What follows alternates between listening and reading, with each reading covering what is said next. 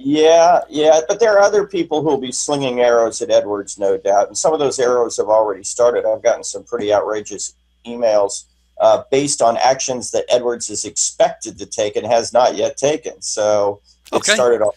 Okay, Yeah. so let's move from CB over to Edwards, the legislature, in an upcoming session, and let's first talk about those emails that you're talking about.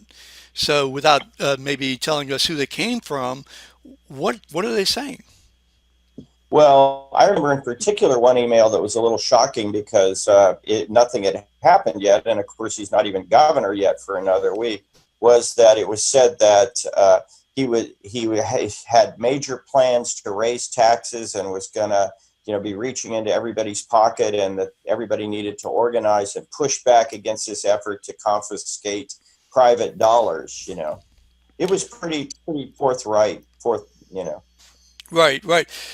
So, the position I've taken on that in my group, Louisiana Politics, on Facebook, and in a column that I wrote, was that a lot of people are jumping the gun. Some of the conservative columnists and others are saying that that Edwards lied and is lying. Uh, that is that he wasn't. He said that he wasn't going to raise taxes, and now they're saying that he is saying that he's going to raise taxes. Is that part of what you're pointing to? No, that's actually a little more recent in terms of saying that he lied. But, correct me if I'm wrong, but when we get back to the governor's race, when there were four candidates in the race, all four of them mentioned the need for some revenue. Oh, I mean, absolutely. they all just basically said, okay, nothing can be off the table. We've clearly seen that this no new revenue thing with Jindal is a non-starter for moving forward.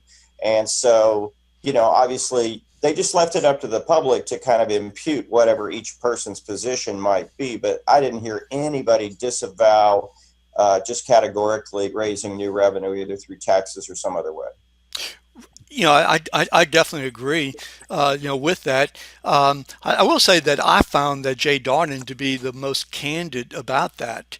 I think in some of the TV debates, at least, one where he did say, "Look, everything is on the table, and it's got to be on the table."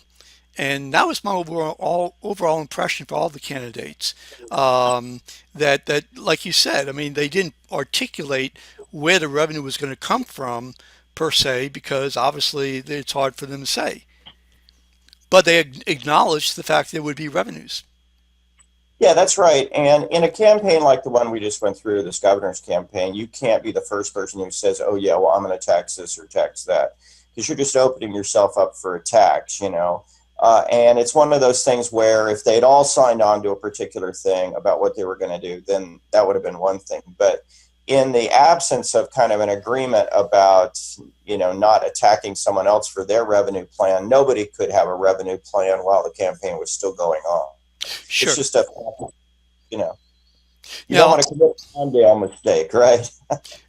yeah, well, for sure. And also, the other thing is that I think in mid-November, so really kind of days before the runoff election, the Revenue Estimating Conference had come out with their report.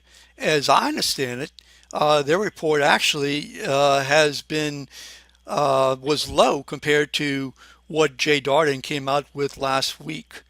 And there were some other, both in terms of short-term money that is going to be owed by, say, June 30, and long-term post July 1 of this year.